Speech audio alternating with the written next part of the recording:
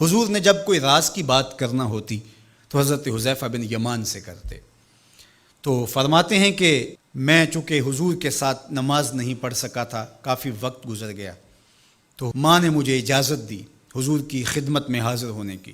اس شرط پہ ماں نے چھٹی دے دی کہ حضور سے جا کے میرے لیے بھی اور اپنے لیے بھی مغفرت کی دعا کروانا، چونکہ صحابہ کی شدید آرزو ہوتی تھی کہ حضور کے ہاتھ اٹھ جائے۔ انہیں پتہ تھا کہ یہ ہاتھ اٹھ جائے تو باب اجابت تک پہنچتے ہیں، پھر خالی نہیں موڑے جاتے۔ تو کہا کہ حضور سے میرے لیے اور اپنے لیے مغفرت کی دعا کروانا۔ ماں نے اجازت دے دی تو یہ حضور کی خدمت میں آئے۔ کہتے ہیں میں نے مغرب کی نماز پڑھی اور سلام پھرا تو میرے دل میں تھا کہ حضور سے ملوں اور کہوں کہ حضور میرے لیے، میری ماں کے لیے مغفرت کی دعا کر دیجئے، لیکن حضور نوافل میں ایسے مشغول ہوئے کہ مجھے موقع نہ مل پایا، حتیٰ کہ عشاء کا وقت ہو گیا۔ عشاء کی اذان پکاری جانے لگی، حضور نے نماز عشاء پڑھائی، سلام پھرا تو میرے دل میں تھا کہ ماں نے جاتے ہی پوچھنا ہے کہ دعا کروائی تھی تو کیا جواب دوں گا۔ مغرب کی نماز کی چھٹی ملی، عشاء بھی ہو گئی اور میں عرض نہیں کر سکا۔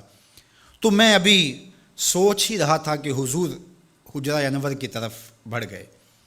اب جنہوں نے مسجد نبوی کی حاضری کا شرف پایا ہے وہ جانتے ہیں کہ مصلی نبوی سے حجرہ رسول کا فاصلہ ہی کتنا ہے، اور جنہوں نے یہ شرف نہیں پایا میری دعا ہے کہ وہ اڑ کے مدینے چلے جائیں۔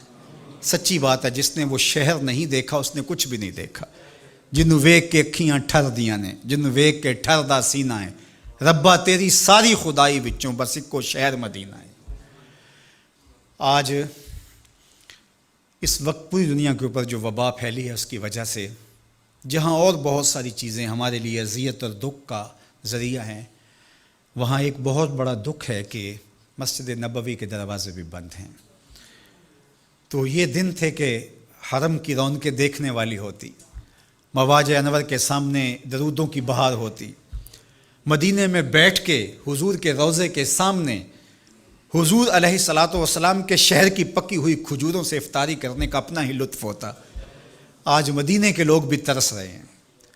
بچپن سے لڑکپن تک اور لڑکپن سے جوانی تک اور جوانی سے بڑھاپے تک 80 سال عمر ہو گئی، جنہوں نے رمضان المبارک کا روزہ مسجد نبوی سے باہر کبھی کھولا ہی نہیں، آج اپنے گھروں کی چھتوں پہ کھڑے ہو کے میناروں کو دیکھتے اور چیخیں مار رہے ہیں۔ اللہ اس وبا کے دن مختصر کر دے اور اس امت کے لیے آسانیاں پیدا کر دے۔ تو حضور علیہ السلام اٹھے مصلی انور سے اور اپنے حجرہ انور کی طرف چل پڑے۔ تو حضرت حذیفہ بن یمان کہتے ہیں کہ میں بھی حضور کے پیچھے چل پڑا، غیر ارادی طور پہ کچھ رفتار تیز ہو گئی تو قدموں سے آہٹ پیدا ہوئی۔ تو حضور نے ارشاد فرمایا کہ من ھذا، کون ہے؟ پھر خود ہی کہا حذیفہ تو نہیں؟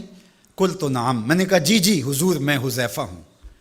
تو آقا کریم علیہ السلام نے کوئی توقف کیے بغیر فرمایا ما حاجتوں کا غفر اللہ لک وال امک، اللہ تجھے بھی بخش دے، تیری ماں کو بھی بخش دے، کس کام آئے ہو؟ اب حذیفہ بن یمان کہتے ہیں جو کام تھا وہ تو جنبش لب سے پہلے ہو گیا، یہاں تو لفظوں کا سہارا نہیں لینا پڑتا، وہ بند لبوں کی بولیاں سمجھتے ہیں۔ تو کہتے ہیں کہ جو حاجت تھی وہ تو پوری ہو گئی، یہی تو کہنا تھا کہ حضور میرے لیے اور میری ماں کے لیے مغفرت کی دعا کیجیے۔ پھر حضور نے ارشاد فرمایا قال ان ھذا ملک لم ینزل الارض قط قبل ھذہ اللیلہ، اے حذیفہ یہ فرشتہ ہے جو اس رات سے پہلے زمین پر کبھی نہیں آیا، یہ پہلی مرتبہ آیا ہے۔ استاذن ربہ ان یسلم علیہ، اس نے رب سے اجازت مانگی تھی، مالک تیرے محبوب کو سلام نہ کر رہا ہوں، مجھے سلام کرنے آیا ہے، لیکن ساتھ ساتھ مالک نے کہا کہ جا رہے ہو میرے محبوب کے پاس سلامی پیش کرنے کے لیے تو ایک تحفہ بھی لیتے جاؤ، تو وہ بھی مجھے دینے آیا ہے۔ تو وہ تحفہ کیا ہے سنو، بے انا فاطمہ سیدۃ نساء اہل الجنہ، مجھے خوشخبری دینے آیا ہے کہ آپ کی بیٹی فاطمہ جنتی عورتوں کی سردار ہے، اور وَأَنَّ الْحَسَنَ وَالْحُسَيْنَ سَيِّدَا شَبَابِ أَهْلِ الْجَنَّةِ، اور حسن اور حسین فاطمہ کے بیٹے جنتی جوانوں کے سردار ہیں۔ یہ آج خوشخبری لے کر کے میرے پاس مجھے سلام کرنے آیا ہے۔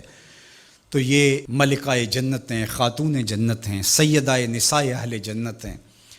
کہتے ہیں کہ جب حضور علیہ الصلاۃ والسلام کو سیدہ فاطمہ الزہرا رضی اللہ تعالی عنہا کوئی بات کرتی تھیں تو حضور ان کی بات کو نہیں ٹالتے تھے، ان کی بات مان لیتے تھے۔ تو آج ہم سیدہ فاطمہ الزہرا رضی اللہ تعالی عنہا کی وساطت سے حضور کی بارگاہ میں استغاثہ پیش کرتے ہیں کہ اس امت مرحوم پہ اللہ سے رحم کی خیرات مانگیں اور اللہ میرے وطن کی خیر کرے، امن، رحمت اور کرم نوازیوں کے اجالے اور نور نصیب ہو، میری قوم کی بیٹیوں کو اسوہ فاطمہ کے اجالے عطا ہوں۔